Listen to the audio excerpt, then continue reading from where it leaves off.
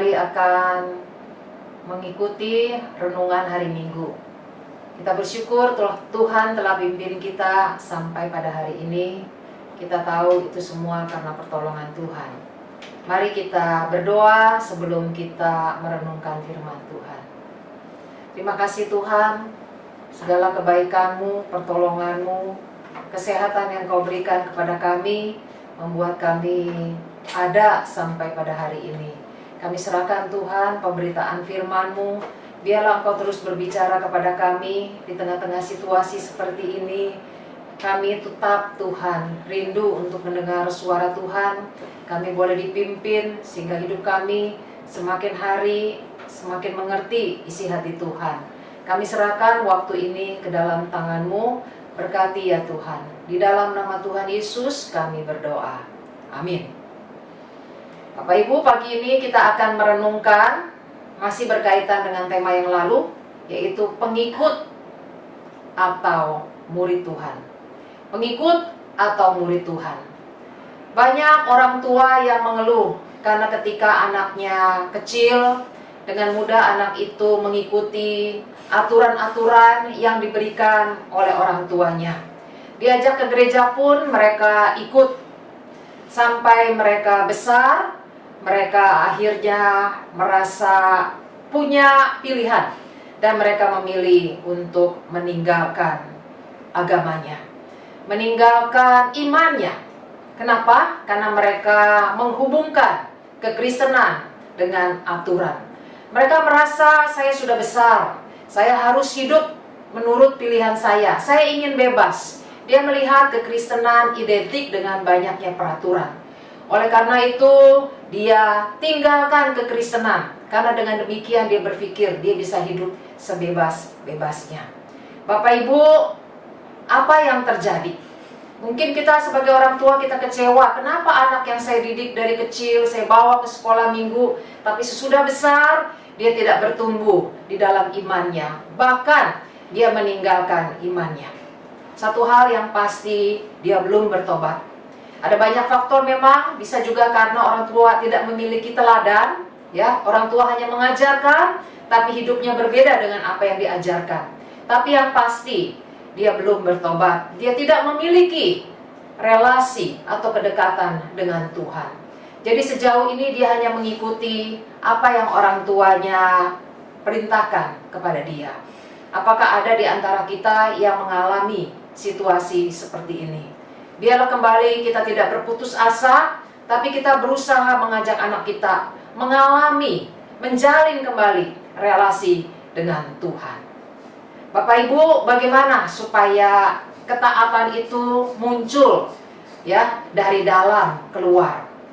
Kita rindu anak-anak kita atau diri kita boleh taat, kita mengikuti perintah Tuhan, itu bukan dengan terpaksa, tapi dengan rela, dengan sukacita kita menjalaninya.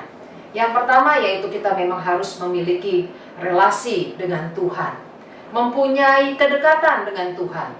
Kita berharap kalau kita sudah kenal Tuhan, siapa Tuhan yang kita percaya itu, kita boleh mengasihi Dia.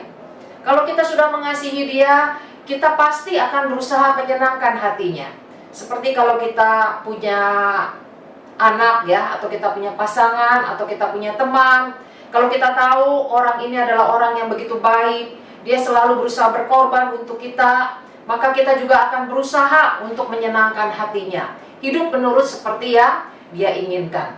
Begitu juga di dalam kekristenan. Kalau kita ingin taat kepada Tuhan, caranya adalah jalinlah relasi, binalah kedekatan dengan Tuhan. Hari ini kita akan belajar dari Matius pasal 23 ayat yang kelima.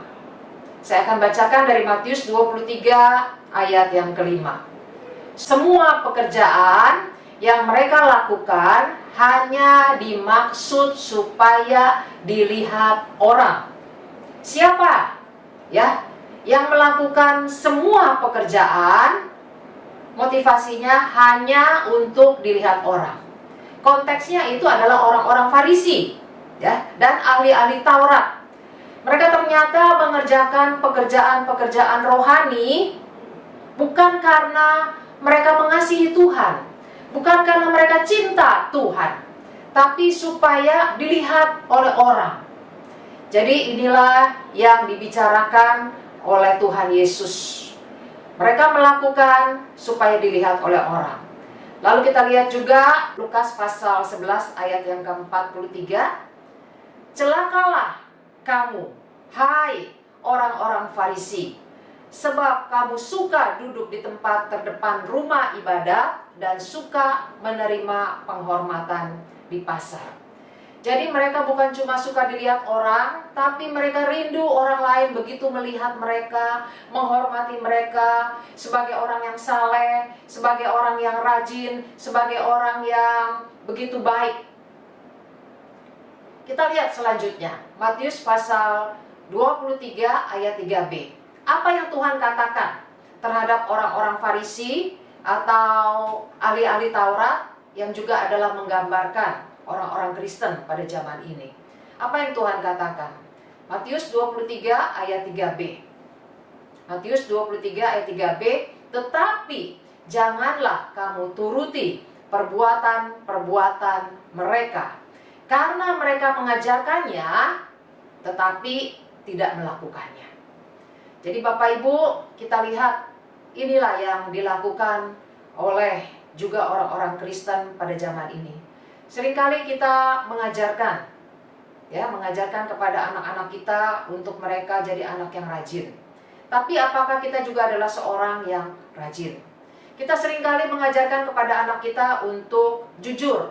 Tapi apakah kita juga berusaha untuk menjadi orang yang jujur?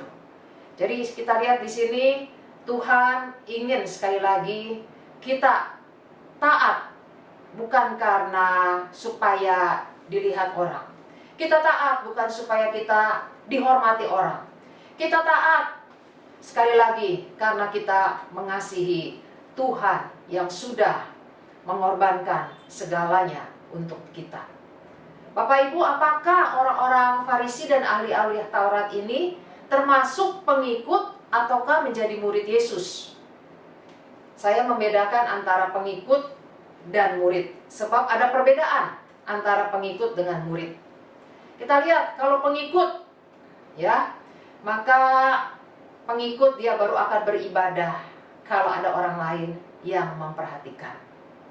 Tapi kalau murid Yesus, dia tetap akan beribadah meskipun tidak ada yang memperhatikan. Saudara-saudara, kalau pengikut, dia melayani Tuhan kalau dia suka. Namun kalau itu menuntut waktu, menuntut uang, menuntut hal-hal yang harus dia korbankan, maka dia pikir-pikir. Ini adalah pengikut Bapak Ibu ya. Dan kita lihat pengikut juga dia memberi persembahan ketika kantong persembahan itu diedarkan di depannya. Namun ketika tidak ada petugas yang mengedarkan kantong persembahan, maka pengikut tidak memberi persembahan. Pengikut dia akan berdoa ketika dia ada di dalam situasi di mana semua orang berdoa. Namun ketika dia sendirian, dia enggan untuk berdoa. Saudara-saudara, Bapak Ibu sekalian, pengikut dia akan membaca Alkitab ketika diminta untuk membaca Alkitab. Namun ketika tidak ada yang memintanya, tidak ada pengkhotbah yang meminta dia untuk membuka Alkitab, maka Alkitab pun itu tidak dibuka-buka. Pengikut juga Bapak Ibu, ketika dia ada masalah, dia akan selesaikan menurut caranya sendiri. Apakah kita ini pengikut ataukah kita murid Tuhan? Kalau kita murid Tuhan, maka kita berusaha melakukan apa yang Tuhan minta kepada kita.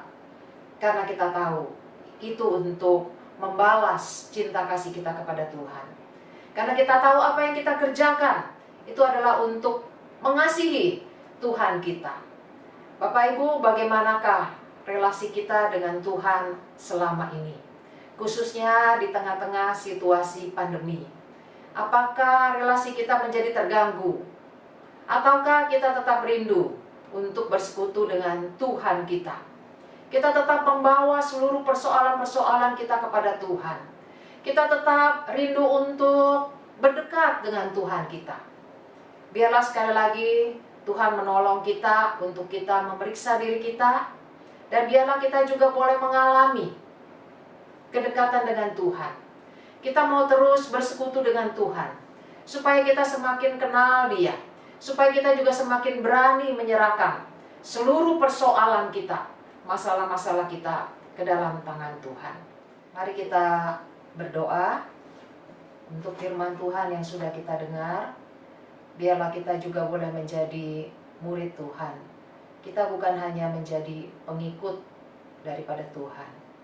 Mari kita berdoa. Bapa, pagi ini Kau kembali ingatkan kami bagaimana dengan ketaatan kami kepada Tuhan. Biarlah kami melakukan apa yang Engkau kehendaki, karena kami sadar, karena kami mengasihi Tuhan. Kami ingin hidup menyenangkan hati Tuhan. Tuhan, tolong kami. Kami mau terus membangun relasi kami, kedekatan kami dengan Engkau.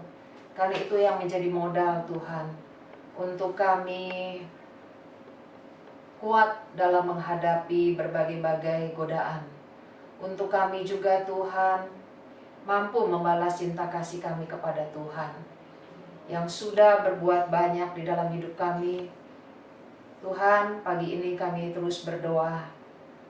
Biarlah ya Tuhan, kami bukan seperti ahli-ahli Taurat dan orang-orang Farisi yang hanya taat sebatas lahiriah, begitu mementingkan akan penampilan lahiriah, tapi kami lupa akan batinia kami, yaitu terus bersekutu dengan Engkau, semakin serupa dengan Tuhan, mengasihi Engkau Tuhan. Tuhan, kami tetap serahkan persoalan jemaat-Mu ke dalam tangan-Mu. Kalau ada di antara kami Tuhan, khususnya para lansia yang sudah lanjut, Tuhan, Engkau juga yang memberkati keterbatasan mereka. Ada yang sakit, ada yang mengalami kesulitan untuk bergerak, terbatas untuk melakukan banyak hal. Tuhan, kami juga terus berdoa, biarlah kami tetap Tuhan, mengandalkan Tuhan, menjalaninya, dan tetap memiliki damai sejahtera daripada Tuhan. Jemaat-Mu juga Tuhan, di tengah-tengah situasi seperti ini, biarlah ya Tuhan, kami juga tetap memiliki relasi dengan Engkau. Meskipun ada begitu banyak pekerjaan yang akan menyita waktu kami, lebih sibuk daripada waktu-waktu yang lain, namun biarlah kerinduan kami itu yang mendorong kami tetap mau bersekutu dengan Tuhan. Berkati jemaat-Mu yang punya kesulitan dalam hal pekerjaan, keuangan. Tuhan, tetap berikan kepada kami hati yang bersandar kepada Tuhan dan percaya bahwa Engkau-lah ya Tuhan Allah yang Maha Kuasa. Kami dipelihara oleh Tuhan ketika kami juga berupaya untuk hidup berkenan kepadamu. Kami serahkan juga masalah keluarga, Tuhan yang paling tahu. Biarlah kami juga serahkan kepadamu ya Tuhan. Anak-anak kami yang tidak taat, yang masih terus maunya melawan, memberontak, pihak-pihak yang berotoritas atas hidup mereka. Mereka yang tidak memiliki relasi dengan Tuhan. Mereka yang memilih ingin hidup sebebas-bebasnya tanpa percaya kepada Kristus. Biarlah ya Tuhan, kami juga boleh membimbing mereka untuk punya relasi dengan Tuhan, bersekutu dengan Tuhan, bertanya kepada Tuhan, membawa masalah-masalah mereka kepada Tuhan. Kami serahkan Tuhan, biarlah mereka mengalami perjumpaan dengan Engkau sendiri. Mereka mengalami ya Tuhan bagaimana Engkau berbicara kepada mereka lewat firman-Mu. Tuhan, kami serahkan sekali lagi persoalan-persoalan kami kepadamu. Hanya di dalam nama Tuhan Yesus Kristus kami menyerahkan diri kami. Amin. Tuhan Yesus memberkati. Sampai kita ketemu di renungan berikutnya.